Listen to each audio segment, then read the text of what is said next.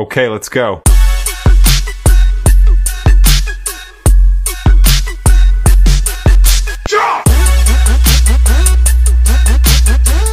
Fala pessoal, sejam muito bem-vindos a mais um episódio do nosso consultório de investimentos. E hoje é um episódio muito especial, porque eu vou falar com o Pedro Simonetti, que ele é sócio da Giant, que eu sou fã, desde como eu era especialista de investimentos, eu indicava bastante a Giant. Eles têm uma cabeça muito diferente, eles pensam muito em educação, já estão aqui ó, com 5 bi sob gestão, mais de 10 anos de resultado consistente, mais de 50 pessoas desenvolvendo ideias, mais de 100 mil investidores, então vocês vão ver aqui no nosso bate-papo o quanto que a Giant é diferente, né não, Gui? Fala, bem-vindo. Tudo bem? Guilherme Carter, da Smart Brain. Tudo certo? Vamos lá, tudo certo. Não preciso nem introduzir, já introduziu maravilhosamente bem. A gente vai passar aqui Pedro, né, para falar um pouco aí da Giant. Mas antes de começar, tem mais algum ponto para colocar? Não, pô. Então, beleza, eu posso passar primeiro aqui. Já, Pedro, então já manda aí pro Pedrão. Não, beleza, já. Pedro. Você vê que ele tá na artilharia, hein? Vou até preparar aqui. Foi um capacete aí que o Gui vai vir com tudo. A Já. gente vai sai correndo. passar de problemas do puzzle, né, para econometria, Bitcoin, inteligência artificial, mas vamos começar do começo, né, que é melhor. E conta pra gente um pouco, Pedro, né, primeiramente, obrigado aí por aceitar o convite, um pouco do histórico aí da gestora e dos profissionais que atuam lá, tá? Uhum. E se quiser também já emenda os produtos que vocês têm na casa, mas vamos com calma. Fechado, vamos lá. Bom, primeiro, muito obrigado pelo convite de estar aqui com vocês, é um prazer enorme. Você falou que você é fã da Giant, eu sou seu fã já há muito tempo também, Pedro. Sempre acompanhei o seu trabalho de longe, mas eu sempre estava acompanhando. Cara, a Giant é uma gestora, a gente é famoso no mercado por ser uma gestora de fundos quantitativos. Uhum. E a ideia, assim, normalmente quando eu falo fundo quantitativo, a imagem que as pessoas têm na cabeça, o pessoal pensa em robô, algoritmo, que você para pensar não quer dizer nada, é uma descrição completamente vazia. O quantitativo, ele é uma ideia. Tá? Ele é a ideia de tentar usar tecnologia para potencializar a nossa capacidade de fazer gestão, potencializar a nossa capacidade de ganhar dinheiro no mercado. Uhum. Então, é usar as ferramentas que hoje estão disponíveis para todo mundo para tentar ter algum tipo de vantagem competitiva. Eu vou usar poder computacional para processar um volume de informação que uma pessoa de cabeça jamais consegue fazer. Ou eu vou automatizar a minha execução de ordens para eu reagir mais rápido às coisas que estão acontecendo no mercado e ter algum tipo de vantagem. Uhum. Mas quantitativo, no final, é essa ideia. É a ideia de usar o que está aí hoje, o que todo mundo poderia usar, para tentar ver se isso dá alguma vantagem para a gente. E aí, você até perguntou do histórico da Giant, né? A Giant nasceu em 2012 com essa ideia. Com essa ideia de usar a tecnologia para potencializar a nossa capacidade. A gente sempre acreditou que, cara, para fazer uma gestora que desse certo, a gente precisava juntar pessoas brilhantes com tecnologia de ponta. Se eu fizer isso, essa é a fórmula para criar uma gestora ganhadora de dinheiro ao longo do tempo. Sim. Então, hoje, na Giant a gente tem 50 pessoas trabalhando, a maior parte do pessoal é PhD, mestre. A gente tem 60 medalhas de Olimpíada de Matemática. Coloca aí no site já, porque isso chama muita atenção. Por que vai colocar isso? Tem lá o Quem Somos, tá lá 60 medalhas de matemática e física. Qual é a importância disso, Pedro? Boa, essa é a forma bonita de falar que a gente é um monte de nerd, né?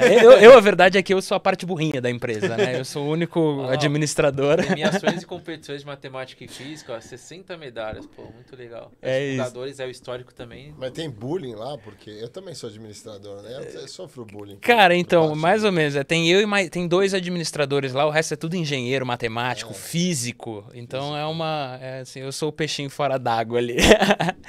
Mas então, a grande ideia era tentar então trazer... Você até perguntou se tem importância essas medalhas de Olimpíada de Matemática. A medalha de Olimpíada de Matemática, ela encapsula um tipo de personalidade que a gente precisa dentro da Giant. Obviamente, se o cara ganhou uma medalha, uma competição de matemática, esse cara é bom de matemática, óbvio. Isso é a primeira parte. Mas mais importante que isso, ele é um tipo de matemático que é voltado a chegar numa solução. Então, quando você tem uma prova dessa, com questões muito difíceis, o cara precisa se virar ali para chegar em algum tipo de resposta final. Nem que aquilo não esteja 100% certo, mas ele precisa terminar o problema. E isso não é o caso para muitos matemáticos, para muitas pessoas voltadas a exatas. Tem muita gente que aquela coisa quase que um amor platônico pela matemática, né? Ele acha um negócio bonito e ele passa muito tempo devaneando e rodando em volta de um problema sem chegar numa solução.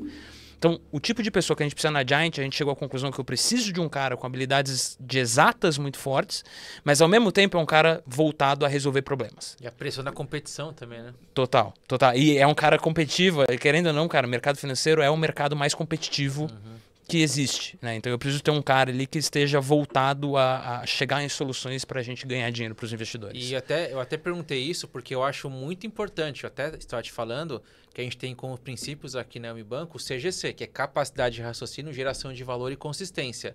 Para a gente, essa capacidade de raciocínio é o que está precisando no mercado hoje. As pessoas pararam de pensar muito porque se apegaram a robôs também, o Waze, colocaram um monte de ferramenta ali que facilitam e pensam por elas. E elas não querem pensar. Então, a gente estimular a capacidade de raciocínio. Tem até um vídeo muito famoso do professor Clóvis de Barros, que ele fala, isso aí é histórico, que ele fala da questão de você ler algo difícil, aprender algo difícil. Então, quando eu olho isso aqui, eu falo, puta, eu sou um fã da marca e aqui também explica um pouco disso. Vocês batem muito na educação e na capacidade de resolver problema. Quem quer ganhar dinheiro, pessoal? Quem quer ganhar dinheiro no futuro? Quem quer ter uma independência financeira é resolvendo problema, não tem jeito. Todo mundo que ficou rico foi resolvendo algum problema. E é o que vocês estão buscando, pessoas que resolvem problema. Então, isso que eu achei muito legal. Bom, acho que é a primeira vez que eu vejo numa gestora colocar isso. Você sabe, tem uma analogia que eu gosto muito de usar, essa analogia ela representa como a gente enxerga o mercado financeiro. E tudo que a gente faz na gestora é um reflexo de como a gente enxerga o mercado. E o mercado financeiro é uma grande competição. É quase como se fosse uma corrida de Fórmula 1. Você tem vários carros ali, várias equipes se degladiando para tentar ganhar dinheiro no mercado. E nessa corrida está todo mundo, tá? As gestoras profissionais como a gente, estão os day traders, estão os investidores pessoa física, estão os bancos, estão os gringos, estão os fundos de pensão, está todo mundo nessa mesma corrida de Fórmula 1 tentando ganhar dinheiro. Qual que é o trabalho de uma gestora profissional? O trabalho da gestora profissional é entregar alfa para os investidores. Num português claro, o que significa isso? É entregar um retorno acima da média do mercado. Se eu conseguir fazer isso ano após ano, eu garanto a prosperidade da gestora. Então, nessa corrida de Fórmula 1, nosso trabalho é tentar terminar ano após ano no pelotão da frente. Tá? Quando as pessoas pensam numa corrida de Fórmula 1, normalmente as pessoas pensam na figura do piloto.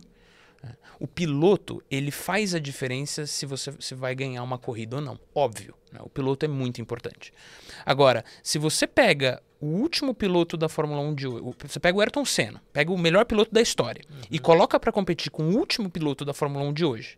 Só que o Ayrton Senna estava usando o carro que ele usava na época e o piloto usando o carro atual, o Ayrton Senna não tem a menor chance.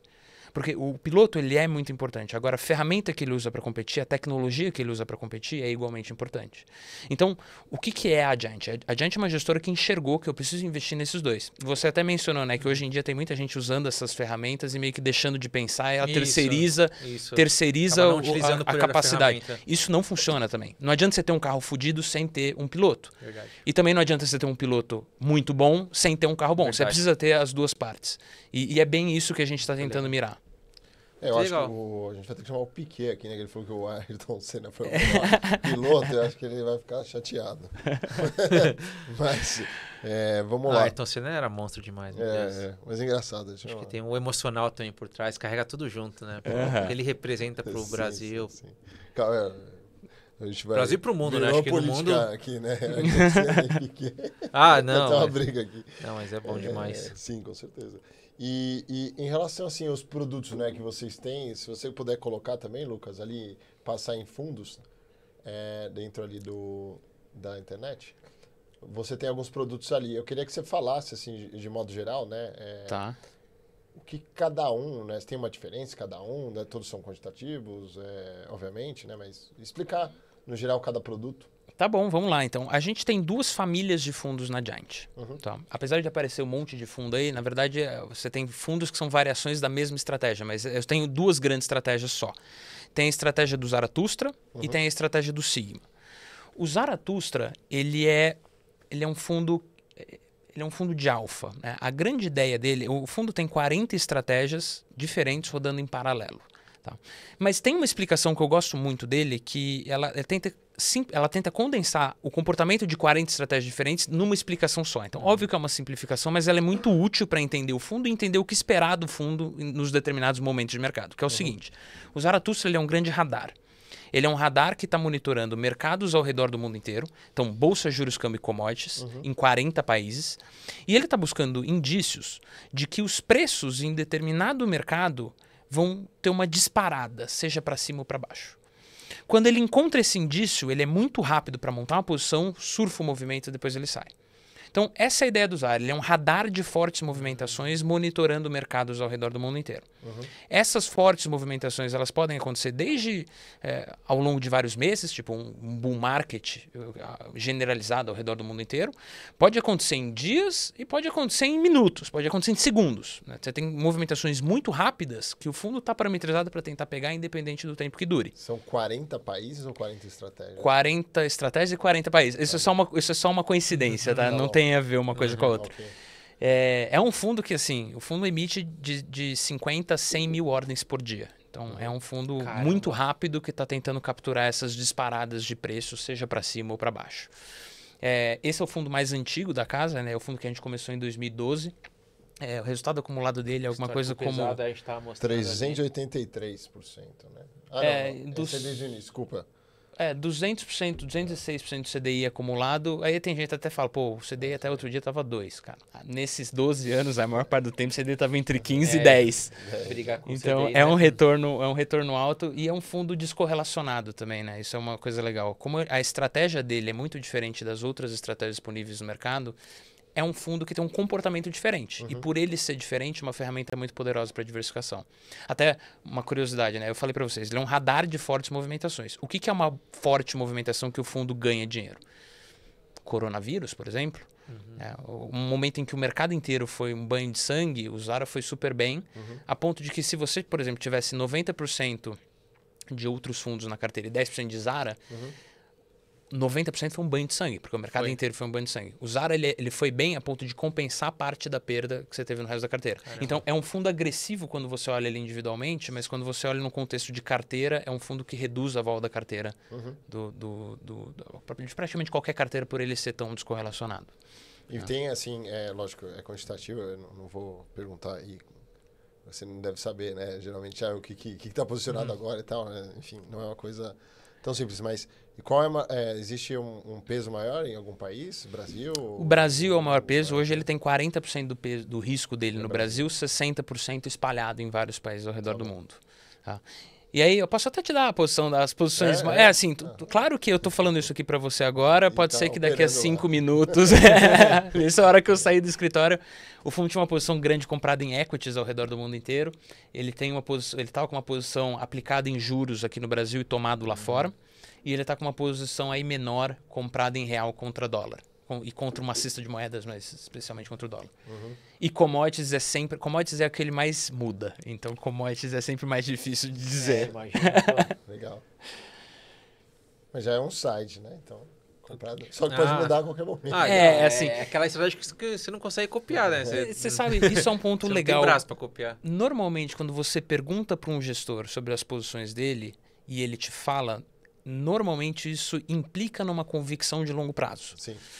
E no nosso caso não poderia ser mais diferente. Assim, a gente tem as posições que estão lá hoje, mas isso pode mudar amanhã e assim, não é que eu acho que dólar ficar comprado em bolsa agora é a melhor coisa do mundo. Não é isso. Nesse instante, o fundo a gente acha que mas isso pode mudar daqui a 15 minutos. Mas ele fica buscando espaço para arbitrar. Também tem algumas, como eu falei, né, são 40 estratégias diferentes ali. Então tem muita coisa de tendência, tem muita coisa de reversão, tem coisa de cointegração, tem algumas coisinhas de arbitragem, apesar de arbitragem ser um tipo de estratégia que a capacity é muito pequena. Então, para um fundo do tamanho do Zara, é muito difícil. Normalmente, você não consegue explorar muito esse tipo de coisa, porque você consegue empregar 10 milhões de reais lá. Para um fundo de 4 bi, não vai fazer a menor diferença, entendeu? Por isso tem que estar fora do Brasil uma parte também, né? Porque liquidez também, né?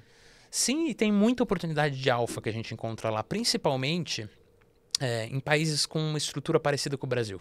Você pega, por exemplo, Estados Unidos, os países desenvolvidos, obviamente tem muita competição lá e os sharps das estratégias eles tendem a ser um pouco mais reduzidos. Agora, quando você pega países tipo Chile, México, que tem uma similaridade maior com o mercado brasileiro, você tende a encontrar boas oportunidades para gerar resultado.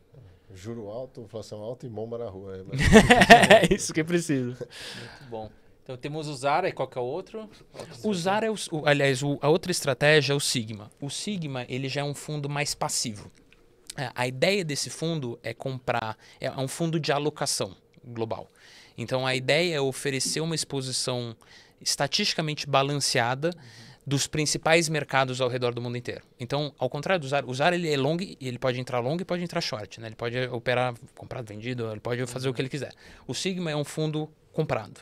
Então a ideia é compra os principais mercados, faz uma balanceia eles estatisticamente para você tentar depender igualmente de cada um dos mercados e segura para o longo prazo. Né? É uma proposta um pouco diferente, é um fundo mais de beta, o Zara é um fundo mais de alfa. Muito bom. Eles operam alavancado? Desculpa, obviamente, eu entendo que esse outro não, mas o Zara, ele opera alavancado? Sim, essa pergunta ela é tricky. Porque tem alguns ativos que você só consegue operar de forma alavancada. Por exemplo, os juros, para você montar uma posição, por exemplo, em DI aqui no Brasil, como o negócio mexe muito pouquinho, para você ter uma posição que faz alguma diferença na carteira, necessariamente você vai ter alguma alavancagem. Sim. Agora, você pegar, por exemplo, uma posição de bolsa, uma posição grande em bolsa, pode ser uma posição de 40% do fundo, 30%, nunca vai alavancar, vai ter mais de 100% de exposição. O dólar, uma posição grande, é uma posição de 60%, 70%. Juros, uma posição média é de 3, 4 PLs do fundo, né? 340%, 400% do tamanho. Mas isso está longe isso não quer dizer que o fundo pode perder mais dinheiro do que ele tem, né? Você está falando de uma coisa que mexe poucos bips ali. E, assim, quando tem uma movimentação forte, uma movimentação de 1% para cima, 1% para baixo. Muito bom. Acabou aí? É só uma pancada aqui, Não, ó. acabou, mas... Tenta, segura aí. Jogar um pouco de água. Segura aí, deixa eu falar um pouco da... Deixa eu só fazer um complemento, Claro. eu acabei não falando, né? Então, você tem essas duas grandes estratégias, a estratégia do Zara e do Sigma. Cada um deles tem um espelho que é a mesma estratégia, só que com menos volatilidade. Então, o Darius é o 2/3 da volatilidade do Zara. É a mesma estratégia, só que o tamanho das posições é 2/3 da do Zara. Tá bom. O Sigma tem o Axis, que é metade das posições, metade da volatilidade. A gente tem um fundo que é o Giant Prev, que é a combinação das duas estratégias num fundo só. E a gente tem o Zaratustra Prev, que aí é só usar na casca de previdência. Show. Passei por todos os Depois a gente produtos volta da casa agora. A gente volta um Excelente. pouco disso, falando até da carta de gestor, tudo. Mas antes, eu queria entrar um pouco na sua história. Porque, pô, você falou, tem 29 anos e tomando decisões importantes, conseguiu crescer muito rápido numa indústria muito competitiva, que é o mercado financeiro. Então, como foi sua trajetória? Você fez administração e aí você entrou na Giant. Como que foi essa história? Boa. Eu fiz administração na FGV e na GV tem uma coisa que você só pode estagiar nos últimos, se não me engano, a partir do 6º semestre, né? Então, 5º semestre eu fui fazer faculdade, passei 6 meses estudando em Barcelona, voltei pro Brasil e comecei a procurar emprego. Eu sabia que eu queria mercado financeiro, mas não sabia exatamente o que, né? Aí eu fiz aquele famoso spray and pray, né? Mandei currículo para todo mundo, desde banco até gestor, eu mandei currículo para todo mundo. Como eu não entendia nada, eu falei, cara, eu vou lá conversar com o pessoal e eu entendo, né? Porque o cara vai me conhecer na entrevista, mas eu vou conhecer a empresa também. Vou ver se não for legal, eu pulo fora. E fiz algumas entrevistas, conversei com o pessoal. E aí foi interessante que eu fui fazer uma entrevista no Nubank. E no Nubank, para a vaga que eu queria ali, era estagiário. Eu não lembro se era estagiário ou trainee, alguma coisa 2016? assim. Isso foi em 2016. Eles tinham uma prova de matemática, de GMAT, que era difícil pra burro, cara. E eu tava numa sala que eu lembro que era eu, aí um pessoal do ITA, um pessoal da Poli e eu fazendo aquilo lá, né? E aí eu fiz a prova, cara, fui mal pra caramba. Falei, nossa senhora, eu sou burro, né? O que eu vou fazer? Eu sou burro. Obviamente não passei no Nubank, só que aí depois dessa prova eu falei, cara, eu preciso estudar GMAT. GMAT, pra quem não sabe, todo mundo acho que deve saber, mas é um tipo de pergunta de lógica que você tem que ser inteligente, assim, se você tentar fazer na marra a pergunta, você não vai conseguir, porque você tem pouquíssimo tempo para responder, então você tem que ter alguma sacadinha para responder aquilo de uma forma inteligente, seja eliminando coisas que não dariam para ser, seja pensando em algum atalho para você responder. E eu comecei a estudar. Eu passei, sei lá, 2, 3 semanas fazendo um monte de questão de GMAT. E aí chegou veio uma vaga para mim por um amigo meu numa empresa chamada Visia Investimentos, que era a Giant lá atrás. E aí eu fui fazer a entrevista lá e nessa entrevista eles deram uma prova de GMAT para eu fazer. E eu lembro, eu até encontrei essa prova esses dias lá, mandei pro pessoal. E era uma prova de 12 questões que a gente tinha. E você tinha 17 minutos para responder. E era difícil o negócio. Só que eu tinha acabado de estudar aquilo. Então eu fiz a prova ali e tal, entreguei pro pessoal. Resultado, eu tirei 10 de 12. Caramba. Eu falei para vocês que na Giant só tem nerd, né? A nota mais alta que alguém tinha tirado naquela prova tinha sido 9. Então, os caras falaram, achei um gênio. Achei um moleque aqui que é gênio e ele sabe falar ok e, porra, vou... Estourando. Eu espero que eles saibam dessa história, né? Então, eles falam... Você sabe que se você perguntar pra eles, eles vão falar que eu tô mentindo aqui, que eu chutei tudo e acertei. Né? Porque depois eles perceberam que eu não era tão gênio assim. Mas na hora, eles falaram, pô... E, cara, eu entrei na Visia lá atrás... eu dei muita sorte, para ser sincero. Eu tava até te falando aqui antes da gente começar, porque os meus chefes lá, o Flávio, o Rodrigo, o Cris, são os fundadores. Eles me abraçaram desde o início e me pegaram para treinar. E mais do que isso, eles me colocaram... A empresa pequena, uma vantagem... Assim, na época, o Zara tinha 30 milhões de reais. Era minúsculo. E empresa pequena tem uma vantagem que você tem que fazer um pouco de... Assim, não tem um trabalho... Pelo menos lá não tinha um trabalho muito bem definido. Assim, eu preciso de alguém para resolver esse problema. Resolvo o problema. Entendeu? Não tem, eu fazia um pouco de tudo. Sim. E aí, cara, eu fiz análise de fundos. Aí depois eu fui fazer operacional. Só fiz besteira no operacional. Ainda bem que eu não quebrei o fundo, mas poderia ter quebrado. Cara, eu passei por todas as áreas dentro da Giant e fiz tudo mal. A verdade é essa. Só que os caras gostaram de mim. E aí, o Rodrigo até brinca que ele ia me mandar embora. Depois eu fiz umas cagadas no operacional lá. E ele falou, cara, eu gosto muito desse moleque aqui. O que você fez? Nossa, mas era uma atrás da outra. Você sabe, nada tão grave, mas tantas vezes que... Não, botei uma ordem de compra muito... A verdade é que Não, isso é automatizado, isso não daria. Mas toda a parte de boletagem de ativo, boletagem de passiva, é um problema que não é na operação do fundo em si, mas é um problema para conciliação de carteira depois. Sim. Ou seja, é o problema que estoura tarde da noite e aí tem que todo mundo socorrer e deixa todo mundo irritado. Fiz muito operacional, não estava dando certo. O Rodrigo até brinca que ele fala, cara, eu ia te mandar embora, mesmo. Assim, eu gostava dele, mas eu gosto do Pedro, mas, cara, não tem como, ele não tá dando certo aqui. E aí o Flávio, que é o irmão dele, falou, cara, deixa eu tentar ir no comercial. Talvez dê. E aí, graças a Deus, ele teve essa ideia, porque aí eu me achei. Aí meu trabalho foi, putz, como é que eu explico um fundo que é complexo, uma operação que é muito complexa, de uma forma que as pessoas consigam entender? Esse tem um diferencial muito competitivo frente aos nerds lá, né? Total, mas é muito isso, porque você coloca o pessoal aqui, são todos muito bonzinhos, mas é muito difícil de entender Não, dá pra você precisa de alguém burro explicando, esse é o ponto. Porque se alguém... eu preciso ir até o limite onde é possível eu entender e as pessoas que não são no meio desse meio, que estão imersas nesse assunto. Você traz a forma didática, né? Igual você falando aqui no podcast já é diferente de alguns gestores que a gente pega, porque, por exemplo, você já falou alfa, já explicou o que é alfa, nos outros a gente explica o que é alfa, explica isso, então você já explica, já dá pra ver que é diferente. Mas não diga isso de você, não. Bom, não... já faz um trabalho muito difícil de simplificar a resposta, entendeu? Então, assim... Mas era esse o trabalho. E aí acabou dando super certo, né? A gente saiu de 30 milhões de reais, hoje a gente tá com 5 bi sob gestão, foi um crescimento e você se tornou sócio, né? Sim. Por que você se tornou sócio? Cara, eu me tornei sócio ali no comecinho de 2019. Então, 3 anos depois de que eu comecei a trabalhar na Giant.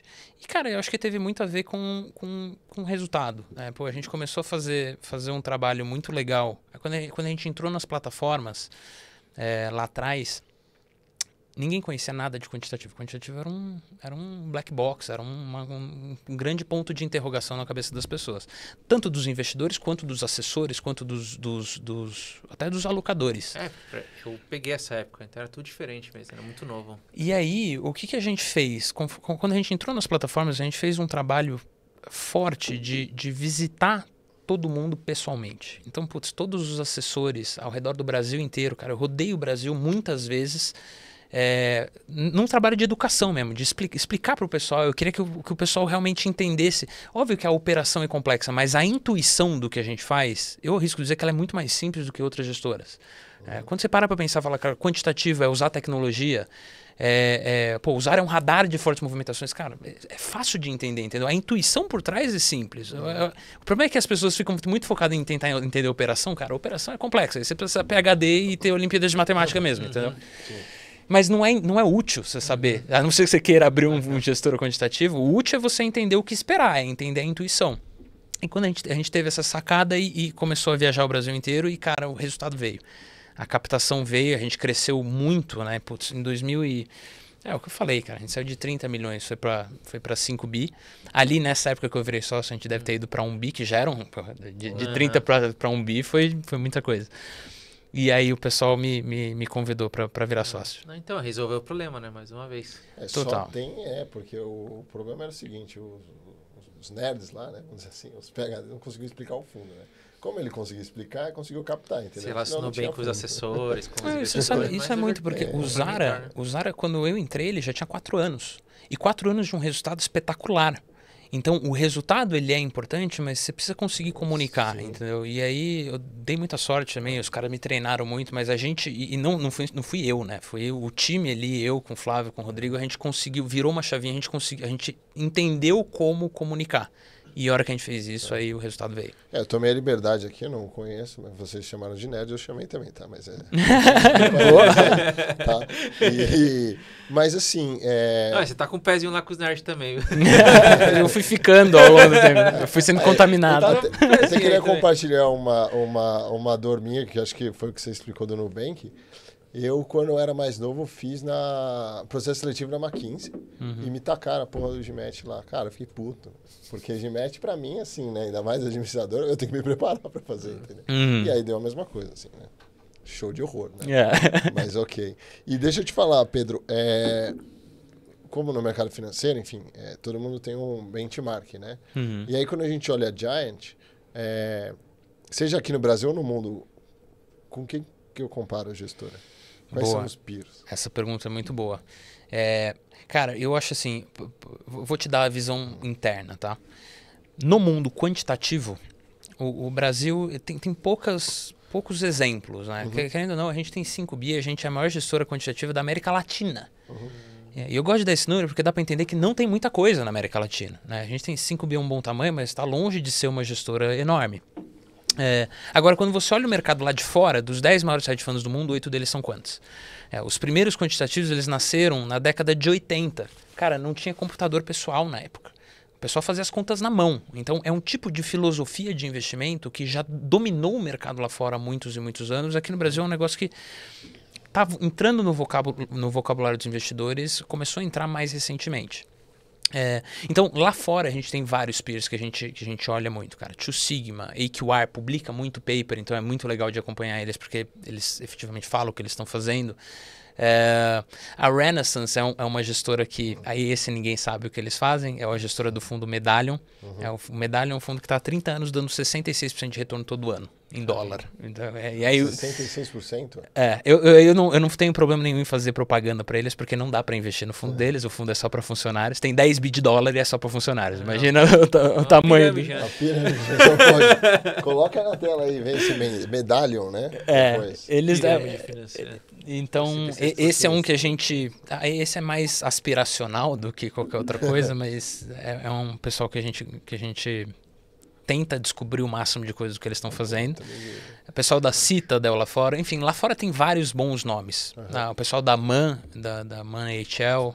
A Sistemática, que é da Leda Braga, é uma brasileira. Sim. Enfim, lá fora tem bastante gente. Aqui no Brasil, a gente se compara muito com os... Aí já do ponto de vista mais de business. A gente é um fundo multimercado. A ferramenta que a gente usa é quant, mas ferramenta não é estratégia. Né? Então, a gente se compara aqui dentro, a nossa briga, os nossos peers são os multimercados, todos eles. Pode ser um gestor macro, pode ser um gestor long and short, mas é todo mundo na mesma competição ali, entendeu? Tem alguns outros quantos aqui no Brasil, mas aí você tem poucos nomes. Você tem a Kadima, que é um pouco mais antiga. Lá no Rio, né? Lá no Rio. Eu tava tentando lembrar esse cara. Mas ele é mais equity, né? Eu acho que não, eles têm multimercado também. Mas enfim, aqui no Brasil são poucos nomes ainda, são os nomes que... Você tem alguns novos agora, mas é uma indústria ainda que tá se desenvolvendo ainda. Né? Legal. Esse daí do... É esse mesmo. Jim Simons. Esse mesmo. Medallion Fund. Mas também não tá aberto, né? Ele só aparece em notícia, não tem nem site deles. Só o gringo, né? Eles têm algumas histórias interessantes, né? O Medallion, eles são um fundo de mais de 30 anos. Dizem que eles têm mais poder computacional do que a Cisco, rodando lá dentro. O nome Medallion, inclusive, ele vem de medalhões medalhão no sentido era só professor. O próprio Jim Simons, ele tem um prêmio que não é Nobel, é um prêmio de estatística, que eu esqueci o nome, Oswald Veblen, que ele fez uma teoria lá que, cara, é uma teoria que hoje é base da teoria das cordas no física quântica. Aí tem uma história legal, né? E algum tempo atrás saiu uma notícia que eles estavam tentando usar... Isso aqui é especulação, tá? Agora virou, mas que eles estavam usando reconhecimento facial e reconhecimento de voz para operar no mercado. E essa notícia, eles não falam o que eles fazem, né? Mas eles foram no projeto Watson da IBM, sabe aquele projeto de inteligência artificial? E contrataram todo o time de reconhecimento de voz e expressão facial de lá. Então, a pessoa falou, alguma coisa com isso eles estão usando. E aí, quando o Trump ganhou as eleições em 2016, o pessoal começou a comentar que parecia que eles treinaram um algoritmo para ler as microexpressões faciais e o tom de voz do Trump, porque o Trump era uma pessoa pública antes, então tinha muito vídeo dele falando. E esse algoritmo ele comparava a microexpressão facial e a entonação de voz dele com o teor do que ele ia falar logo depois. Então, com essa entonação de voz, essa expressão facial, ele falou um absurdo depois. Ou com essa entonação de voz, essa expressão facial, ele foi super moderado, super comedido. Aí o cara ganha as eleições, sobe no púlpito lá e fala, bom dia. Ele já tem uma ideia do teor, não sabe o que ele vai falar, mas tem uma ideia do teor do que ele vai falar. Entendi. E que pode, assim, o presidente falou, vai mexer mercado e pode ser que seja um edge para ganhar dinheiro. Enfim, é uma anedota, né? Eu não sei o quão disso... O que eles contrataram um monte de gente da IBM dessa área, isso é fato. Todo o resto é especulação. Muito bom. E como que você tá vendo esse crescimento agora da inteligência artificial? Porque agora voltou a entrar muito na moda. Todo mundo fala. Você vê que agora chegou de vez, todo mundo vai utilizar. Vocês estão utilizando mais agora? Chegou no... Sim, para muita gente é novidade, mas para vocês, isso aí já tinha, algo não é novo. Vocês que têm essa percepção que já usavam isso, como que você vê essa parte? Cara, você sabe que essa pergunta ela é muito legal, porque a minha resposta ela mudou completamente de sei lá, 2 anos para cá. A gente começou a usar a inteligência artificial na Giant em 2013. Que a gente começou as primeiras pesquisas e a gente tem vários casos de uso, depois eu falo isso para vocês. Mas então a gente sempre foi um entusiasta. Eu sempre fui o cara que animava muito falar sobre isso, porque é um negócio, a gente é super entusiasta. Agora, desde que o ChatGPT surgiu, ele popularizou o uso de inteligência artificial para todo mundo. Antes era uma coisa restrita a PhDs, agora qualquer um que tem acesso a um computador, um celular consegue usar. E aí o negócio virou um hype absurdo e a gente saiu no espectro de mega entusiasta, porque a galera tá tão entusiasta que agora a gente talvez seja os mais céticos. Mas qual que é o ponto, né? A inteligência artificial é uma ferramenta fantástica, tem vários casos de uso muito legais, mas também tem o que a gente vê, as pessoas estão achando muito que agora eu vou terceirizar todo o trabalho, agora esse negócio aqui é uma super inteligência. A própria palavra inteligência na expressão inteligência artificial, ela é uma palavra ruim. Porque quando a gente fala de inteligência, a gente pensa uma inteligência humana, alguma capacidade de raciocinar, que está muito longe do que é de fato um algoritmo de aprendizagem. Tem uma... O que a gente percebe é o seguinte, né? Inteligência artificial é uma ferramenta. E, na verdade, o pessoal coloca como tudo no mesmo bolo, mas você tem vertentes muito diferentes.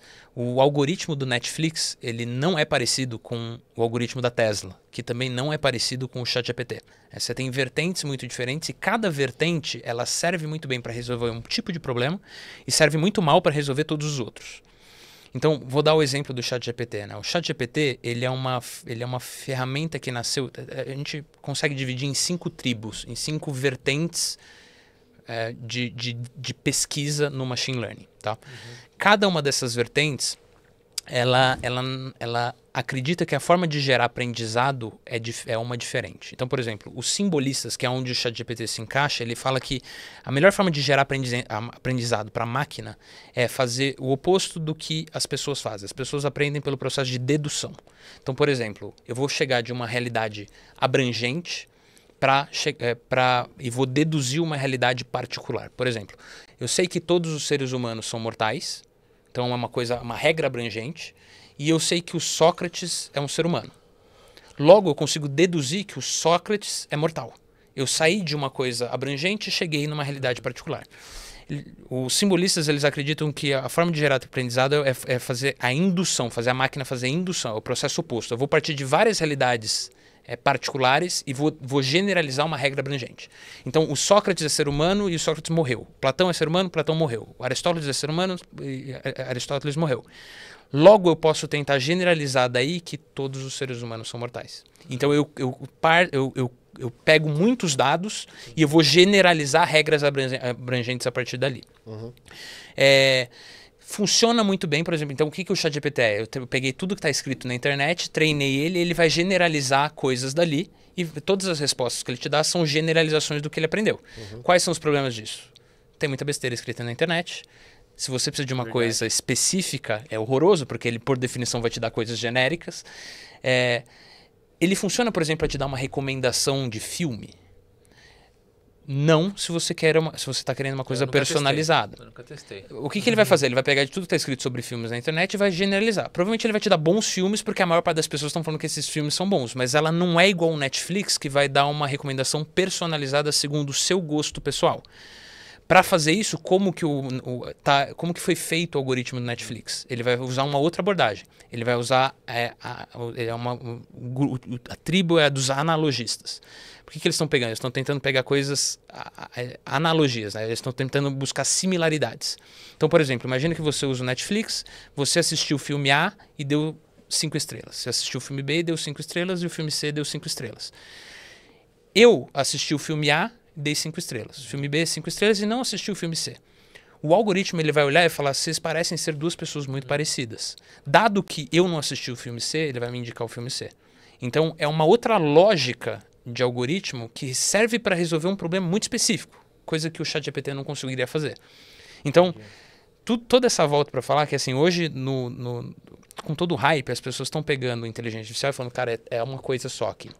E a verdade é que é como se tivesse uma caixa de ferramentas. A inteligência artificial é uma caixa de ferramentas e dentro da caixa você tem martelo, você tem parafusadeira, você tem um monte de coisa. Dependendo do problema que você quer resolver, você tem que usar a ferramenta certa. Se você quiser pregar um prego e você for usar uma chave de fenda, não vai dar certo. Então, para todo mundo que está usando isso, o primeiro trabalho é definir com precisão o problema que você precisa resolver e depois você vai buscar qual que é a ferramenta melhor para resolver ele. Muito bom. Acho que agora você tem que fazer um negócio aqui pro pessoal. Retirar que você falou que você é burro, porque senão vai estar todo mundo ferrado. Mas assim é bom, né? A galera vai assistir aqui e falar, pô... Gente, eu disfarço bem, é só isso. Andando bem demais aqui, pô, Não, manda. Não, legal.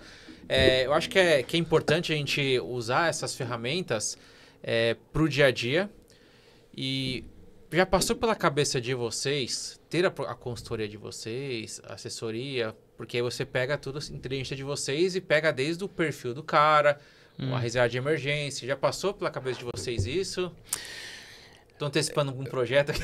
Não, eu vou te falar assim, já passou pela nossa cabeça? Já. Mas não a gente chegou à conclusão que não é o nosso core. O nosso core, é verdade assim, a gente se propõe a fazer uma coisa que já é difícil pra caramba por natureza. Cara, eu consegui entregar alfa para os investidores consistentemente, ano após ano, já é muita coisa no nosso prato. E a gente decidiu já há bastante tempo atrás que, cara, a gente tem que focar todos os nossos esforços nisso. A gente já até pensou em criar na época que o pessoal tá falando muito de Robo-Advisor, que é uma coisa que ficou gigante lá fora. Isso foi antes mesmo da Warren, antes de aparecer, a gente olhou, a gente conversou com algumas casas grandes lá fora que fazem isso. No Brasil, na época a gente falou assim, vamos fazer? Aí todos os sócios sentaram, a gente chegou à conclusão e falou, não vamos desviar o foco aqui. Acabou não crescendo muito no Brasil, né? A própria Warren, o Magnetis, eles têm outras vertentes, não só o RoboAdvisor. Mas o ponto é, para responder a sua pergunta, longa história curta, a gente já pensou em fazer um monte de coisa, mas a gente sente que se a gente for começar a dividir muita atenção, fica difícil de fazer o nosso trabalho. Já é difícil se a gente der 150% ali, entendeu? Então eu não quero não dar 150%. E por que você acha que não vingou tanto no Brasil em comparação com os Estados Unidos? A parte de RoboAdvisor? Que é muito assessor, especialista, indo até o cliente. É difícil você ver uma área de investimentos crescer sem assessor, sem os profissionais. Por que você acha isso? Cara, eu acho que talvez, muita gente pergunta se os assessores de investimento, se a gente acredita que assessor de investimento é uma profissão que vai sumir. Isso e a resposta para a sua pergunta é muito parecida com a resposta para essa pergunta. Não acho que vai sumir de forma alguma, porque o investidor, ele quer confiança, ele quer atenção, e a gente não confia, a gente tem muita dificuldade como seres humanos de confiar 100% numa máquina. A gente faz isso lá, mas é que a gente não é uma máquina, cara. O que a gente tem lá é o fruto de uma pesquisa, às vezes de anos que a gente vem desenvolvendo, e a gente automatizou o fruto dessa pesquisa. Eu confio nos gestores que fizeram essa pesquisa. Eu não confio, a máquina está só apertando um botão de compra e venda. Não é o que agrega valor pra gente. O que agrega valor é a inteligência por trás. Quando você fala na parte de investimento pessoal, o cliente ele precisa confiar no cara que está do outro lado. Ele precisa conhecer a vida dele. Ele quer esse contato humano. Isso faz parte. Isso é o trabalho. O assessor, o trabalho dele é esse, né? Ele é 95% psicólogo, 5% que é a parte do investimento propriamente dito. Eu acho que esse é o problema do RoboAdvisor. Ele é frio. É uma coisa assim. Eu acho que é muito difícil tirar a figura da pessoa, porque a figura da pessoa é 95% do trabalho. É muito importante. O assessor tem que estar próximo. E o assessor, ele confia no gestor, né? Então, é nessa linha. Total. É a mesma coisa que você trouxe. Lá no início, o assessor talvez não confiasse tanto na Giant por não ter acesso à Giant, por não saber que... Legal, tem ali toda a parte de inteligência, mas quem que está tocando essa inteligência? Total. E você humanizou. Cara, é o carro que eu falei. Você pode ter um carro, mas quem que tá lá? É o piloto que tá atrás do carro. Eu confio naquele piloto, entendeu? E confio no time de engenheiros que desenhou aquele carro. Mas eu confio nas pessoas, não numa máquina, num robô. Isso é uma discussão ampla, né? Porque também tem um pessoal que fala, olha, essas novas gerações cada vez mais querem menos contato. Então pode ter uma tendência do cara querer tudo online e tal. Mesmo, acho que isso não elimina o cara tá atendendo online. Mas pode ser uma tendência... E eu acho que é um pouco dos dois. Por quê? A gente fala da nova geração, mas a grande maioria da nova geração está construindo patrimônio, não tem muito dinheiro. Sim. Aí pega, eu vou colocar lá, mas põe ali 10 milhões na mão de um cara da nova geração, você vai começar a se preocupar. Com certeza. Entendeu? Então, a nova geração vai envelhecer, vai fazer dinheiro, e aí vai começar a ter outras preocupações. Então, acho que é muito isso. Que eu acho que é a barreira, inclusive, que o Nubank tem que quebrar. Que essa geração tá lá. Beleza, tem muito usuário. Mas quando ele começar a ganhar dinheiro, que aí eles estão colocando até a ultravioleta agora, que vai ser a parte de alta renda do Nubank. Como que eles vão fazer que as pessoas que têm muito dinheiro investam por lá? Acho que esse é o grande desafio. E aí eu acho que vai ter que envolver pessoas. Porque eles fizeram lá atrás o movimento de trazer a EasyInvest, colocaram como no Invest, desfizeram a área, mas eu acho que para eles crescerem essa área vai precisar de humano ali. Sim. Então acho que é muito isso. Acho que esse é o movimento dessa nova geração. Vamos ficar velho, hein? Vamos ficar velho. Não, eu quero meu. Não é nem ficar velho, vão ganhar dinheiro. Vão ganhar dinheiro, ficar velho, né? Geralmente. Eles vão ganhar dinheiro. Aí ganhar dinheiro muda as preocupações. Eu acho que esse banco que você comentou, talvez chegue... porque aí o cara fica mais velho, tem mais dinheiro, o cara fica querendo um too big to fail, né? E aí você tem uns bancão, né? Sei lá, daqui a pouco no Nubank deve estar nesse nível, porque não dá pra... Que aí a gente vai até pra outra discussão aqui que a gente tava falando até antes, que entra o universo das criptos. Que é a mesma coisa, o cara que conquistou um patrimônio, tem um dinheirão, ele não vai pegar todo o dinheiro e colocar em Bitcoin. Vai colocar ali, ou não entra, ou coloca 5%, 10%. Agora o jovem que assim, tem pouco ainda, o cara põe 100% em Bitcoin. Acabou. Então é diferente ali, né? É diferente. É diferente. Então acho que essa questão da geração é eles começarem a ganhar dinheiro. E o Nubank ele vai ter que fazer esse desafio. É algo que o C6 já está fazendo diferente. O C6 já olha para a alta renda desde o início, já tem um tipo de serviço diferente. Eles contrataram muitos especialistas, gerente de alta renda, que aí eu acho que pode ter um meio campo aí que tem o Inter também. Então vai ficar bom esse negócio Fica aí. a dica aí, né? Mas fato é que pro jovem hoje está muito melhor do que na nossa época, quando você começou.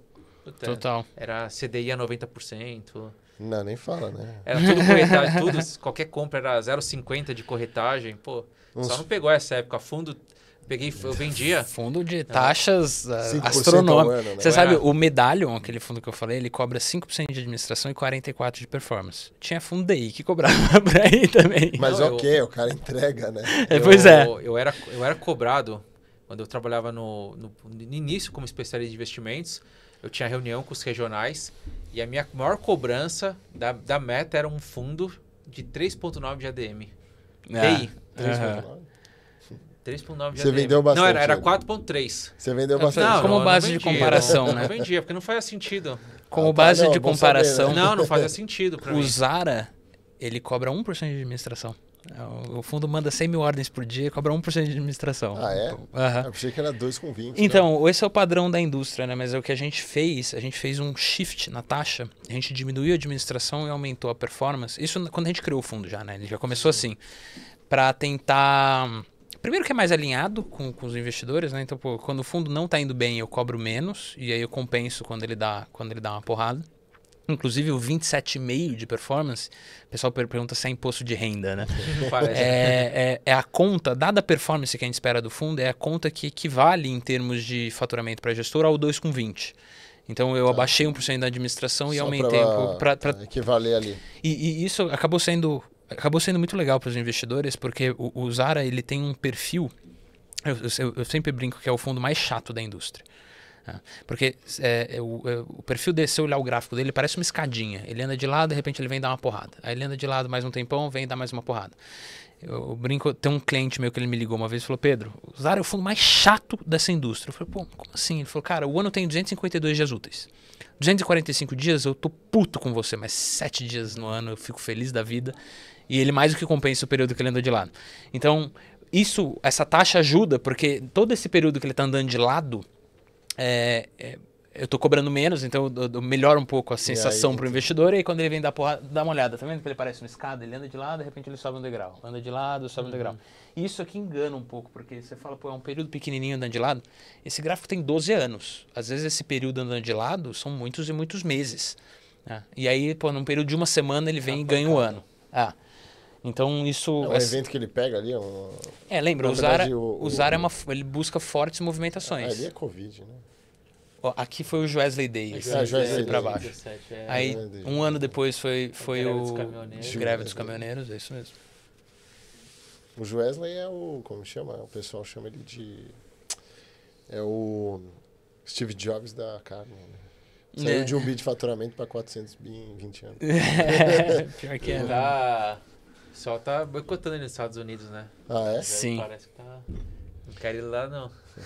Ô Pedro, me diz o seguinte, desculpa até se eu não te segui. Você estava falando foi muito bonito aquela parte de inteligência artificial. Lá. Entendeu?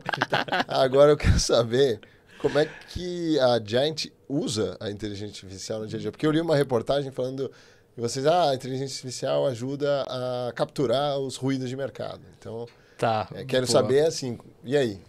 Boa. A gente tem 3 casos. A gente até pouco tempo atrás tinha 3 casos de uso para inteligência artificial na gestora. Agora tem um 4º. Tá? O primeiro caso de uso é eu conseguir ter acesso a dados que eu não conseguiria ter se eu não estivesse usando uma ferramenta dessa. Então, deixa eu dar um exemplo prático. A gente criou um modelo um tempo atrás que era um modelo de transcrições de earnings calls nos Estados Unidos. Todas as empresas, elas divulgam o resultado, normalmente é trimestralmente. Né? Ela vai divulgar o resultado que ela teve no trimestre. E a gente começou isso com as empresas que estão no S&P 500. Então, todas as 500 empresas que estão lá, elas trimestralmente vão divulgar o resultado. E, normalmente, o que elas fazem, elas divulgam o resultado e tem um call. Nesse call, normalmente tem sempre essa cara. Primeiro, o CEO da empresa vai lá e faz um discurso. E ele planejou aquele discurso, ele escreveu. Então, toda empresa é maravilhosa no discurso do CEO. E logo depois você tem uma parte de Q&A que os analistas dos bancos perguntam e o CFO responde. Essa parte ela é menos planejada porque são perguntas e respostas, então o cara, obviamente, ele planeja um pouco, mas ele tem que responder de supetão o que os caras estão falando. Então, a gente comprou uma base com 20 anos de transcrições desses earnings calls de todas as empresas do S&P 500 nos Estados Unidos. E a gente pegou um algoritmo que construído em cima de inteligência artificial. É um algoritmo de NLP. NLP é Natural Language Processing. É tentar transformar a linguagem natural, seja voz, seja escrita, em significado, em sinais. Então, esse algoritmo ele estava buscando features ali dentro. Ele estava buscando informações que são relevantes para prever para onde vai a ação daquela empresa. Se vai para cima ou para baixo. Basicamente é isso. Ele está buscando sinais de alfa. Eu vou jogar o Techniquez, depois eu volto para sinal de alfa é qualquer pedaço de informação que tenha valor preditivo sobre o que vai acontecer com o preço desse ativo daqui para frente. Então ele extrai sinais de alfa eu treinei esse algoritmo lendo todos esses earnings calls para pegar essas informações. Inclusive ele pega umas coisas que é legal. Ele pega umas coisas que são simples, mas ele pega, por exemplo, o que a gente fez, ele conseguia pegar às vezes, discrepância entre o discurso do CEO e do CFO. Como eu falei, o CEO, a empresa é maravilhosa no discurso dele. Então, às vezes, o cara fala de um determinado assunto, fala, não, isso aqui a gente já resolveu e está tudo indo muito bem e vamos embora. Aí depois alguém faz uma pergunta para o CFO e fala, então, esse assunto aqui a gente está tentando resolver. E aí isso virava um sinal. Exato. Ruim. É um sinal ruim. Então a gente treinou esse algoritmo e aí toda vez que sai o earning call das empresas lá, você tem esse modelo operando no mercado, tentando ganhar dinheiro em alguma discrepância dessa. Então esse é o primeiro caso de uso. O primeiro caso de uso é eu conseguir acesso a essas informações, esses tipos de sinais de alfa que eu não conseguiria se eu não tivesse um algoritmo desse. Entendeu? Porque aí eu tô fazendo de 500 ações nos Estados Unidos. Quantas pessoas eu precisaria lendo os earnings calls, ouvindo os earnings calls para tirar essas informações e ainda assim não ia conseguir tirar. E aí, depois a gente cresceu esse modelo. A gente colocou empresas no Brasil e no Canadá. Cara, o negócio vai expandindo, cara, não daria para usar esse tipo de estratégia sem esse tipo de tecnologia. Quer fazer uma pergunta? Não. Tô pensando aqui, depois eu faço o comentário. O segundo caso de uso é criar um modelo, ou seja, uma sequência de regras que veio de uma ferramenta de machine learning. Então, é eu treinar uma rede neural em cima de uma base de dados enorme para ver se essa rede neural é capaz de encontrar padrões ali que eu não conseguiria encontrar de uma outra forma. Legal. O terceiro caso de uso, e talvez esse seja o nosso melhor caso de uso, e poucas pessoas falam sobre isso, é na execução das ordens. Então, todo modelo, quando ele vai enviar uma ordem para o mercado, ele não manda a ordem direto para o mercado, ele vai mandar para um executor, que a gente tem um centralizador de ordens que está recebendo ordens de todos os modelos. Esse executor, ele roda algumas coisas de machine learning ali, e qual que é o objetivo dele? O objetivo dele é mandar as ordens para o mercado, minimizando o máximo o impacto que eu tenho no preço dos ativos. Você pega um fundo grande como o Zara, quando eu começo a comprar determinado ativo, eu vou começar a puxar o preço desse ativo.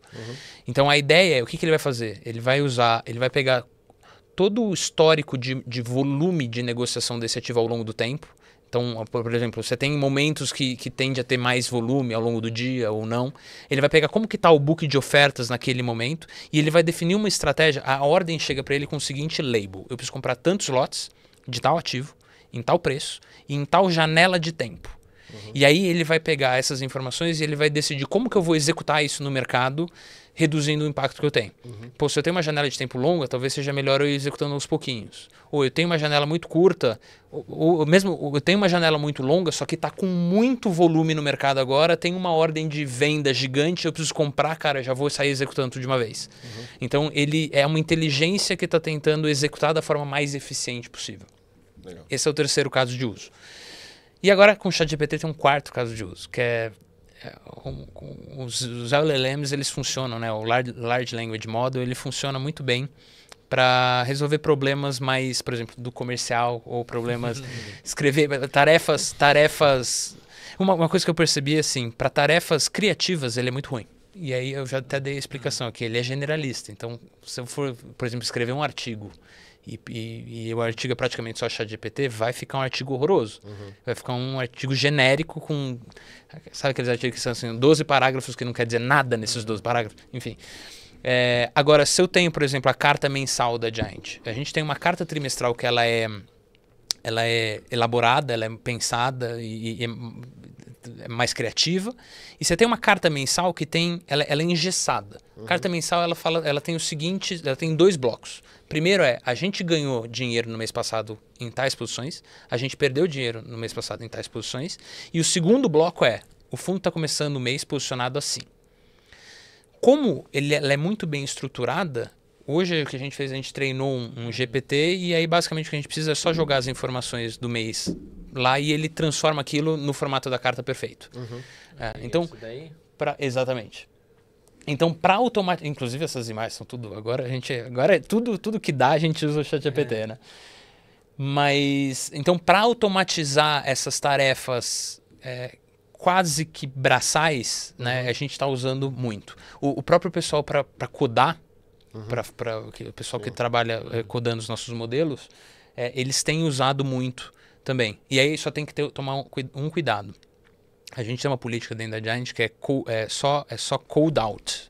Não existe coding. Ou seja, ninguém pode ir lá e imputar um código nosso, propriedade intelectual, no ChatGPT ou no Copilot, onde for.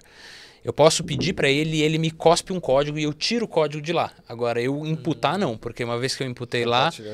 Isso, assim, você nunca coloca nada no ChatGPT que você não postaria no LinkedIn. Porque isso vai virar insumo para o treino da ferramenta. Sim. Então, a chance de aparecer no computador de alguém, eventualmente... Lucão, cuidado que você vai pesquisar lá. Bom, e outra coisa muito legal que a gente estava comentando são do Puzzle. O que é isso? Que é? Os puzzles do site. Os puzzles. Então, cara, isso é uma iniciativa que a gente começou faz uns 4, 5 anos, que é... Eu falei para vocês, né? Qual que é o tipo de pessoa que a gente precisa atrair na Giant? A gente precisa de caras brilhantes, matemáticos, pessoas com habilidades em exatas muito fortes e com um perfil voltado a resolver problemas. E até uma coisa assim, muitos dos nossos gestores, eles adoram responder esse tipo de problema, né? Então, o que a gente fez? A gente colocou no nosso site tem uma aba no nosso site que é só assim, a cada 2 meses a gente posta um quebra-cabeça, né? Um problema normalmente matemático ou de programação, e a gente deixa aberto para as pessoas responderem. Aí o pessoal manda a resposta para a gente por e-mail, quem acerta a gente coloca o nome ali do lado das pessoas que conseguiram acertar. E assim, isso é verdade que isso começou como uma brincadeira quase, mas isso aqui se mostrou uma ferramenta muito poderosa para contratação. Porque, cara, isso aqui na verdade está filtrando exatamente o tipo de pessoa que a gente precisa. Um cara muito bom de exatas e que tem um drive para resolver problemas. Querendo ou não, o que a gente está tentando fazer no mercado é resolver um problema, né? Eu estou tentando resolver o problema do mercado financeiro, que é um problema que não tem uma única solução, é um problema aberto. Não tem uma resposta certa, só que você tem respostas que são certas o suficiente para você ganhar algum dinheiro. Mas nada vai ser certo, 100% certo. O meu sócio Cris, ele fala isso. Todo modelo, por definição, está errado. Só que alguns são suficientes, alguns são certos o suficiente para serem úteis para alguma coisa. Então é mais ou menos essa ideia, e a gente criou esse negócio de puzzles. Quem quiser, quem achar que quem for bom de matemática aí, tenta entrar no nosso site e responder. Se vocês acertarem, seu nome vai estar ali do lado. Faz assim, Lucão, ó. Pega esse link, coloca aqui na descrição desse episódio. O primeiro que acertar, a gente vai mandar um livro para ele. Mandar um livro. Bom, e o primeiro que acertar, eu mando uma garrafinha. Então, fechado. Fechou? Eu mando pro Pedro pra você ver se tá certo. Se você colocar lá, eu não vou saber. E mas... a gente marca uma entrevista também, então. Aí já pode ser pro Pedrão, né? Só uma coisa, né? Não é que todo mundo que acerta a gente contrata, tá? Mas o que a gente fez, e já aconteceu em alguns casos, as pessoas que estavam respondendo todos os nossos puzzles, a gente chamou pra falar, eu quero conhecer esse cara, quero saber o que ele faz da vida. E alguns... curiosamente falaram, cara, eu sempre quis trabalhar na Giant. Falei, que bom, então venha. Muito bom. Além disso, eu sei que é uma das coisas que fazem eu ser fã da Giant é o incentivo à educação. Então, abrindo a biblioteca ali, tem vários livros que vocês indicam. Qual que você indica? A sua indicação de livro que você acha que Deve todo estar mundo aí tem na que capa a ler? minha indicação. Desce um pouquinho aí. Pode descer? Esse aí. Quem escreveu isso fui eu, né? Então a minha indicação tá logo no começo. Flash Boys, do Michael Lewis. Esse livro vermelho, cara, é um livro muito legal. Esse livro, ele conta a história dos high frequency traders nos Estados Unidos, que é uma coisa que a maior parte das pessoas não sabe nem que existe. E esse livro é legal porque a hora que você começa a ler, você fala, cara, isso aqui é um mundo completamente novo, que é uma maluquice. Que são os vou dar um pequeno spoiler do primeiro, como o livro começa. O livro começa contando a história de uma empresa chamada Spread Networks, que é uma empresa que faz cabo subterrâneo, cabo de fibra ótica ligando. E eles estavam querendo ligar duas bolsas, a bolsa de Chicago, se não me engano, e a bolsa de Nova York, numa linha reta. E aí eles contam a história, se não me engano, que tinha um hotel no meio do caminho. Acho que era um hotel. E aí eles tinham duas opções, né? Ou eles faziam a volta no hotel com um túnel de cabo de fibra ótica, ou a segunda opção, que foi a que eles fizeram, é compra o hotel, demole e não faz curva na linha.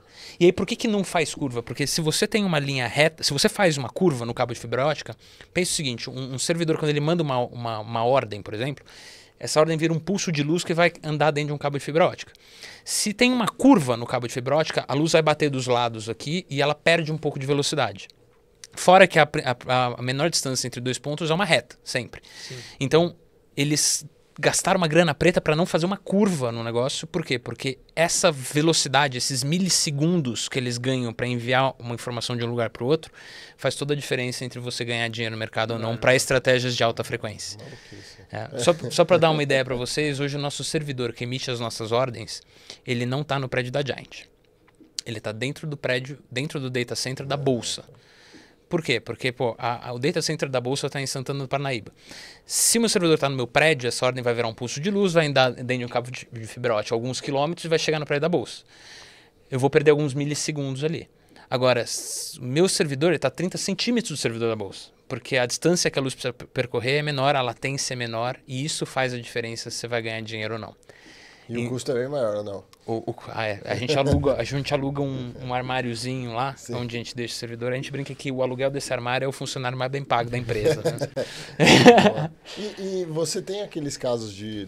Só para não perder, isso aqui tem em português, esse livro? Sabe? Eu não tenho certeza. Tá, então pesquisem aí. Eu sei que fizeram um filme, eu não assisti esse filme ainda, mas eu ouvi dizer que fizeram um filme chamado The Hummingbird Project, é o Projeto Beija-Flor. Eu também não sei se traduziram para o português, mas pelo que eu entendi, era uma história baseada nisso aqui. Tá. E aí ele até conta, tem uma bolsa nos Estados Unidos que nasceu por causa disso. Você tinha os high frequency traders estavam massacrando um monte de... Tem estratégias que são legais e tem estratégias que são sacanagem.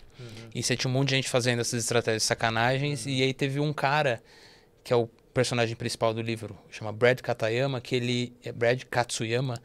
que ele criou uma bolsa para proteger os investidores desses high frequencies predatórios. E o que ele fez? Ele criou uma lombada. Porque o problema é o seguinte, esse cara ele é muito rápido para chegar aqui, na velocidade ele está sacaneando um monte de investidor. Então eu vou fazer o seguinte, eu vou criar uma lombada, eu vou atrasar a ordem desses caras. Como que ele fez isso? Ele pegou um cabo, sabe o cabo de fibra ótica que eu falei que a pessoa tenta fazer? O cabo que chegava na bolsa dele, ele fez um rolo de quilômetros e quilômetros e quilômetros de cabo enrolado. Todas as ordens passam para isso, tem um delay de, sei lá, 200 milissegundos. Ele nivelou todo mundo, não tinha ninguém indo mais rápido porque ele tinha essa lombada lá dentro. E essa bolsa está viva até hoje. Esse daí, né? The Hummingbird Project. Eu não assisti o filme, gente. Eu só ouvi dizer que é parecido, que tem a ver com... 6.2 do IMDb, né? A nota, né? Se for um filme ruim, vocês me desculpem, mas tá escrito bom, aqui, tá About okay. High Frequency Trading. É sobre o tema. Eu não sei se ele é exatamente o Flash Ele é Boys. nichado, vamos dizer assim, né? Ele é bem nichado. E o Mike Lewis tem o... Big Short. Big Short, que eu tenho isso aí, mas puta, molhou. Mas tá em inglês, eu não sei se tem em português não, mas é bom procurar em português. Agora, esse negócio de high frequency, tem um negócio também que ficou muito estudo, que era os mini crashes, assim. Os caras ficavam tradando aí, dava um bug. E aí dava tipo, sobe, desce e tal, e quebra. Os flash crashes, né? Eles flash falam. crash. Teve um, inclusive, quando foi? Acho que 2014, que o S&P 500 caiu, tipo, 20%, alguma coisa assim, em um período de 5 minutos e voltou como se nada tivesse acontecido. Aí descobriram que foi um adolescente. Foi. Merda. Mas assim, isso tem até alguns estudos que mostram que esses flash crash... É que esse foi muito violento e esse ficou famoso. Esse de acho que 2014.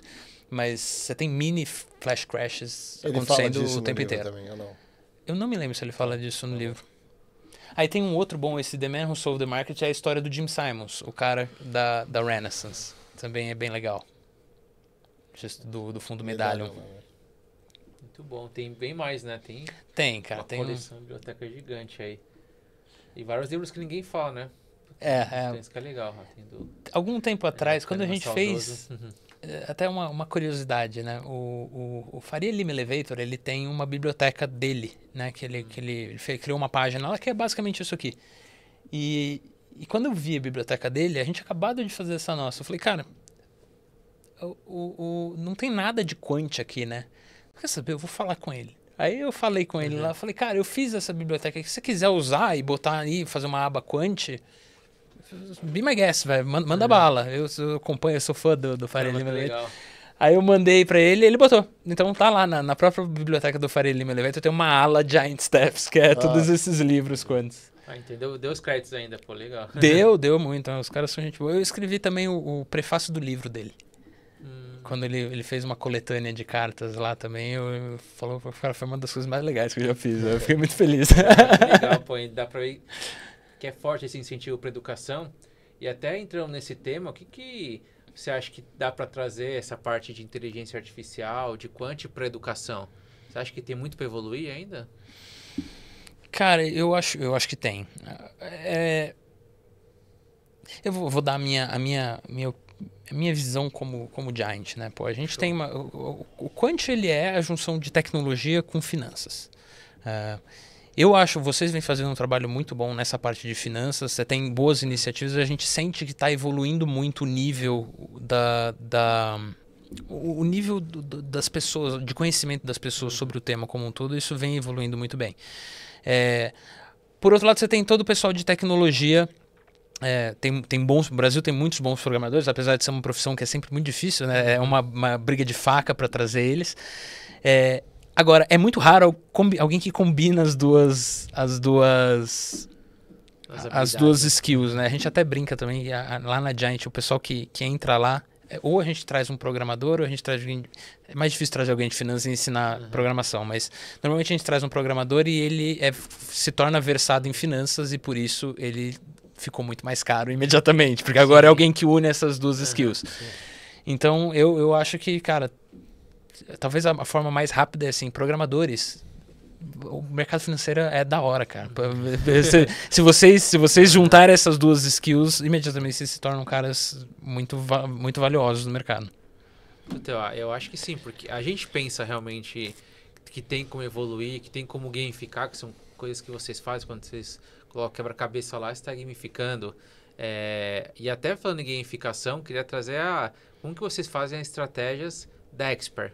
Que a Expert, para quem não sabe, é o maior evento da América Latina do mercado financeiro, né, que envolve gestores, analistas, assessores, e a Giant sempre se destaca ali com o stand deles. Como que foi que vocês pensaram essa estratégia lá atrás a gente vai se destacar como aqui? Pô, tem muito gestor bom, como que a gente se destaca aqui? Boa. Acho que eu vou começar do começo, né? Alguns pontos de partida. A Giant, a gente sempre tentou construir a nossa marca, pensando do ponto de vista bem de marketing mesmo, de marketing, comunicação, como uma empresa diferente. A gente por essência, uma empresa muito diferente. A gente, até se você for na Giant, você vai ver. Hoje eu tô de camisa, mas normalmente o pessoal tá de camiseta lá. É um clima meio Google. A gente tem camas dentro do escritório que o pessoal pode usar. Tem uma sala de jogos lá com camas que a galera pode ficar. Mas só para dizer assim, a gente é uma marca, a gente é uma empresa muito diferente. E por a gente ser uma empresa muito diferente, a gente queria criar uma marca que falasse diferente. Então, quando a gente foi pensar a primeira Expert que a gente participou, o que é um stand de uma gestora? Bom, é uma casinha com um balcão ali, uma máquina de café, um sofazinho, algumas colocam Uma umas salas de degustaçãozinha. reunião. O que a gente falou para nossa agência? A gente usa uma... eu vou até fazer um merchan para Pode eles fazer, aqui. pode. Não, o pessoal, cara, a gente gosta muito da nossa agência, o pessoal chama Unobvious Agência. E eles estão com a gente já há muitos anos e eles... Talvez uma das coisas mais legais é que eles... É difícil achar uma agência de marketing que entende de mercado financeiro. E eles entendem bem, e mais do que isso, a gente já está há tanto tempo com eles que eles entendem a Giant. Eles sabem, eles já entenderam como a gente pensa. Por isso que a gente fica com eles, porque, cara, e eles são bons no que eles fazem. Acabou o merchan. Mas, enfim, então, o que a gente falou? Qual foi o nosso briefing para eles na primeira? Eu falei, cara, primeiro briefing, eu não quero nada que outra gestora poderia ter. Eu quero uma coisa diferente. Então, se o stand é uma casinha, eu não quero uma casinha. Se as pessoas têm sofá, eu não quero sofá. Se as pessoas dão café, eu não quero café. Eu quero alguma outra coisa diferente. Segundo briefing, quais são os conceitos por trás da nossa marca? A gente tem alguns conceitos. O primeiro deles é tecnologia. Então, eu quero um stand que grite tecnologia. Eu não sei o que vai ser, eu só sei que o cara tem que bater o olho e falar, tecnologia. Outra coisa que a gente pode usar também, que a gente também tem muito, a parte de matemática. Outra coisa que a gente pode explorar, né? E a gente tem liberdade poética para ser ousado. Então, são essas três coisas, venham com ideias. Aí uma vez eles vieram com um jogo, que era o pessoal podia jogar contra o Zara, era tipo um totem que ficava no meio da feira, que o pessoal podia apostar, era tipo operar dólar contra o Zara. E era o Zara real, o que ele fez ao longo do tempo, e você podia escolher comprar ou vender, e aí te dava o resultado. A gente fez um ranking de quem conseguiu ganhar do Zara ou não. A segunda foi aquele cubo que a gente fez. O cubo é uma ideia legal, né? Foi assim, não era um stand, ele era um cubo em pé no meio da feira, de LED. Você bate o olho no cubo de LED e você pensa, tecnologia. Serve o propósito, era isso que eu queria, entendeu? Eu queria botar uma bandeira que gritasse o nosso conceito, que era tecnologia. E aí o pessoal da agência que pensou em tudo isso. E essa última agora era um jogo também que você apertava um botão, ele caía, soltava uma bolinha lá em cima. Sabe aquele The Wall do Luciano Huck? Era um negócio daquele, só que a bolinha sempre sai do meio. Então, conforme você vai jogando a bolinha, ela vai cair numa normal. Então era um negócio matemático. As filas gigantes, né? E as filas gigantes. E aí todos esses... Mas é sempre com esse briefing, assim, eu não quero nada parecido com qualquer... Eu quero um stand que nenhuma outra gestora, nenhuma outra marca poderia ter. É aquele stand que, assim, só Giant teria licença poética pra botar uma esquisitice dessa aqui, entendeu? E aí... Daí que veio essas ideias. E para esse ano já estão pensando em alguma coisa? Já começaram a discutir? Ou vocês deixam mais para próxima? A gente normalmente deixa mais para próxima. Eu tô esperando a agência falar alguma coisa lá. É difícil, porque a expectativa vai subir. Essa é a parte ruim. Pois é. Porque a gente, se fizer um estúdio normal, lá o stand normal, ixi, né? Vai. Tá lá em cima. Tá lá em cima a bola. Falando em merchan, Gui, fala um pouco o que é Smart Brain? O Gui Carter, ele é da Smart Brain, que é uma baita de uma plataforma. Coloca aí, Lucão. Vamos lá, coloca aí, né? Quem sou eu? E o Gui vai explicar melhor o que é Smart Brain. Vamos lá, a gente tem uma tecnologia, falando de tecnologia aí, como o Pedro colocou, avançada para fazer gestão de investimentos. Então, a gente tem uma plataforma já de alguns anos, né? A gente começou esse negócio na década de 2000, início da década de 2000, então a gente é pioneiro na parte de consolidação de carteiras, controle de ativos, e a gente atende hoje grande parte aí, digo aqui, né, 90%, não é um mercado que tem bandeira em todo lugar, não é todo lugar que fala, oi, eu sou um family office, mas a gente atende muito os gestores de patrimônios, os family offices. Aqui você tem também os bate-papos que a gente fez, sim, né? Pô. Então, vai estar aí Pedrão também. Vai estar aí o Pedrão também, lógico. Que honra. E quem quiser, obviamente, aí tiver, também a gente atende consultores. A gente recentemente, não faz tantos anos, com a aderência do Open Finance e toda essa parte tecnológica, da agenda do Banco Central, a gente também começou a fazer as integrações com as instituições financeiras. A gente fez uma grande, né, com um banco, a gente fez o 100% lá do Investe Mais, que é o aplicativo do Bradesco. Então, a gente integrou lá com eles e nos sistemas legados. Então, não é algo assim... precisa de campeões também de Olimpíadas e PhDs ali para fazer. Então, a gente também faz essas integrações. Então, para dar, obviamente, a parte de consolidação e inteligência para quem está na gestão de investimentos, tá? E aí, quem quiser também entrar em contato conosco, pode mandar aqui mensagem em qualquer lugar ali. Tem no contato no site, entrar também no nosso Instagram. A gente tem um blog que fala bastante coisa do mercado. A gente agora também tem quem é do curso dos MBAs da Elmer Banco também ganham isso, né? Ganham acesso à plataforma para aprender na prática. A gente aprende na prática. Então, tem uma aula de montagem de carteira, eles utilizam a plataforma para montar a carteira. Que legal. Já sai um expert aí, já só faltando o cliente. Ou às vezes, né, já vem o cara mais sênior, já tem cliente e aí aprende como tem que fazer. Então, assim, tentei resumir aqui ao máximo, mas aí vocês podem contatar os nossos especialistas ali, que eles vão explicar muito bem e atendê-los. Show de bola. Lucão, põe agora na Giant. Quais são os próximos passos? Vocês estão otimistas para o mercado? Cara, a gente tá desenvolvendo um projeto que já faz mais ou menos 1 ano e meio. E, inclusive, na última carta trimestral, é isso aqui, o Projeto Foundation. A última carta trimestral foi exatamente isso. Foi a primeira vez que a gente falou abertamente para os investidores o que a gente está fazendo.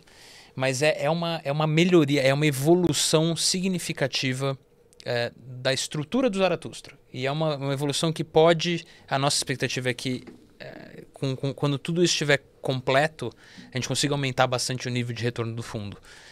Nessa carta eu explico, é uma carta de 17 páginas, né? E é um projeto complexo de explicar. Quem tiver interesse, pessoal, dá uma olhada nessa carta, que eu explico bem ali o que a gente está fazendo. Mas é quase como uma versão 2.0 do Zaratustra. Ainda é o mesmo Zaratustra, a mesma lógica por trás, são os mesmos sinais de alfa. Eu falei o que é sinal de alfa aqui, já expliquei. Sim. São exatamente os mesmos sinais de alfa, implementados de uma forma mais eficiente. E é isso que a gente está trabalhando faz 1 ano e meio, né, do Zara. A gente já tem coisa rodando live, os resultados estão muito legais por enquanto. E a nossa expectativa é que ao longo desse próximo ano aí, a gente consiga concretizar a maior parte desse projeto. E isso vai virar, assim, para o investidor que está olhando, o endgame disso é aumentar resultado significativamente. Legal, então essa é um projeto ambicioso, mas cara, eu nunca tive tão animado com um projeto nosso. E eu nunca vi a galera trabalhando tanto também, cara.